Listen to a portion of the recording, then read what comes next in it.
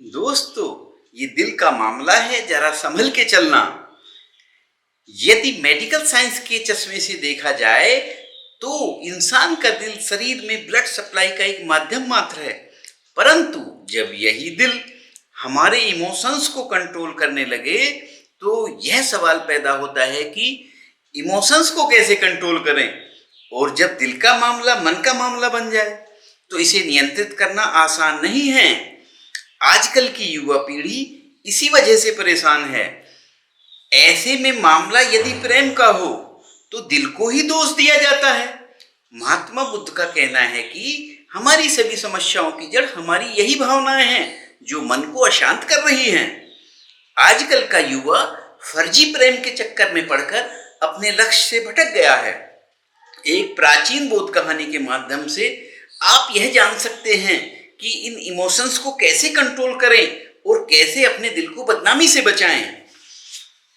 प्राचीन समय की बात है कि गांव का एक होनहार लड़का बड़ा दिल फेंक था और अपनी इसी आदत की वजह से वह अपने इमोशंस को कंट्रोल नहीं कर पा रहा था, जिसकी वजह से वह अपने लक्ष्य पर फोकस नहीं कर पा रहा था और इसी कारण उसका मन बड़ा अशांत रहता था। एक दिन उसकी मुलाकात एक बौद्ध भिक्षुक से हुई। बात बात में उसने अपनी समस्या भिक्षुक को बताई और कहा कि मुनिवर, मेरा मन बड़ा अशांत रहता है, जिसकी वजह से मैं अपने लक्ष्य पर फोकस नहीं कर पा रहा हूँ। मेरा दिल जिस किसी भी सुंदर वस्तु को देखता है उसी पर आ जाता है। मेरी इसी आदत की वजह से मेरे इमोशंस कंट्रोल से बाहर हो गए हैं। लड़के की बात सुनकर बौद्ध भिक्षुक मंद मंद मुस्कुराए और बोले, जरा आकाश की तरफ तो देखो, तुम्हें क्या दिख रहा है। लड़के ने आकाश की तरफ देखकर कहा, मुनिवर, दिन का समय है और धूप दिख रही है। तब बौद्ध भिक्षुक ने लड़के से कहा, जरा जाकर धूप में खड़े हो जाओ और जब तक मैं ना कहूं वहीं खड़े रहो। लड़का धूप में जाकर खड़ा हो गया और थोड़ी देर बाद भिक्षुक ने लड़के से पूछा, अब आपको कैसा महसूस हो रहा है।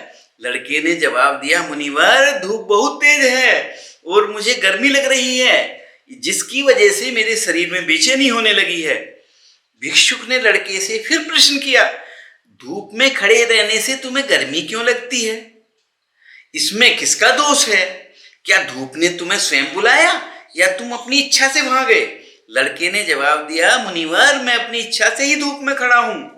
तब भिक्षुक ने लड़के को समझाते हुए कहा कि सूर्य का काम है ताप देना। ऐसे में यदि आपको शीतलता चाहिए तो आपको छांव में ही आना होगा। इसी प्रकार प्रकृति में सुंदरता तो बिखरी पड़ी है, आप उसे देखकर क्या रिएक्ट करते हो यह आप पर निर्भर करता है। सुंदरता को देखना और निहारना बुरी बात नहीं है, परंतु उसे मन में बैठा कर बस हमेशा उसी के बारे में चिंतन करना गलत है। अपने दिल को काबू में रखो, वरना यह आपकी सेहत और मन दोनों को खराब कर देगा। लड़के ने भिक्षुक से पूछा कि मैं अपने इमोशंस को कैसे कंट्रोल करूं ताकि अपने दिल को भटकने से रोक सकूं और अपने लक्ष्य पर फोकस कर सकूं। भिक्षुक ने लड़के को समझाते हुए कहा कि अपने इमोशंस को जरूरत से ज्यादा एक्सप्रेस ना करें, क्योंकि यही इमोशन आपको कमजोर बनाते हैं। यदि आप इमोशंस को कंट्रोल करना चाहते हैं तो अपने लक्ष्य पर फोकस करो। लड़के ने बीच में ही टोकते हुए कहा, मुनिवर, यही तो मेरी समस्या है कि मैं अपने लक्ष्य पर फोकस कैसे करूं। मैं अपने लक्ष्य पर फोकस ही नहीं कर पा रहा हूं। बौद्ध भिक्षुक ने लड़के को समझाया, जिस प्रकार आप सुंदर चीजों को देखकर उनसे चिपक जाते हो, उसी प्रकार अपने भविष्य की कल्पना करो। भविष्य की यह कल्पना आपको अपने लक्ष्य पर फोकस करने में सहायता देगी। भिक्षुक ने लड़के को चेताया और कहा कि यह दुनिया नकारात्मक लोगों से भरी पड़ी है। ऐसे लोगों के समक्ष अपने इमोशन कभी एक्सप्रेस मत करना और ना ही कभी उनसे सलाह लेना जो निराशावादी और नकारात्मक सोच रखते हो। ऐसे लोग आपको लक्ष्य से भटका सकते हैं। जब कभी भी आपका दिल दुखी हो तो सकारात्मक सोच वाले लोगों के बीच में ही अपने इमोशन एक्सप्रेस करो। ऐसे व्यक्ति ही वास्तव में मुसीबत में काम आते हैं और आपको सही एडवाइस दे सकते हैं। अपनी कमियों का बखान फालतू लोगों के समक्ष ना करो और हमेशा खुद के लिए सकारात्मक सोच रखो, नहीं तो लोग आपके इमोशंस का फायदा उठाकर आपको बेवजह ज्ञान देने लगेंगे जो आपको भ्रमित कर सकता है। आप अपने बारे में सबसे अच्छा जानने वाले आप खुद ही हो। अपने आप से ज्यादा खुद को कोई नहीं जान सकता, इसलिए खुद के प्रति सदा ईमानदार रहो। कभी कभी अपने आप से भी बातें कर लिया करो।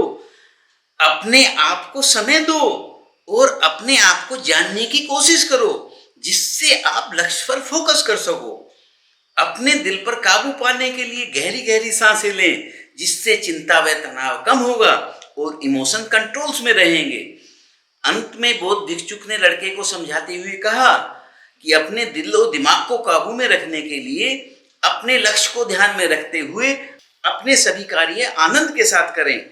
जब भी आपका दिल व दिमाग कंट्रोल के बाहर होने लगे तो किसी शांत स्थान पर चले जाएं और अपनी आंखें बंद कर लें और अपने भीतर चल रही उथल पुथल से ध्यान हटाकर अपनी सांसों पर ध्यान केंद्रित करें। अपने भीतर चल रहे सुरों को सुनने की कोशिश करें। लगातार गहरी गहरी और लंबी लंबी सांसें लेते रहें। अपने दोनों कानों को अपने दोनों हाथों से बंद कर लें और अपनी आंखों को बंद कर लें और अपना सारा ध्यान अपनी सांसों पर लगाओ। धीरे धीरे आपको अंदर के सुर सुनाई देने लगेंगे। फिर थोड़ी देर में सारी उथल पुथल स्वतः ही शांत हो जाएगी और दिल व दिमाग को सुकून मिलेगा। इस योग के रोजाना अभ्यास से आपका दिल, दिमाग, विचार, भावनाएं, मन सभी कंट्रोल में रहेंगे और आप अपने लक्ष्य पर फोकस कर सकेंगे। ऐसा कहकर बौद्ध भिक्षुक मौन हो गए। तो दोस्तों, कैसी लगी ये कहानी? अगर अच्छी लगी हो तो कमेंट्स करके जरूर बताना और ऐसे ही वीडियो देखने के लिए हमारे चैनल को सब्सक्राइब करके घंटी का बटन दबाना ना भूलना, जिससे कि हमारे वीडियो आपको समय पर मिल सके। अच्छा, फिर मिलते हैं एक नई कहानी के साथ। तब तक अपनों का ख्याल रखना।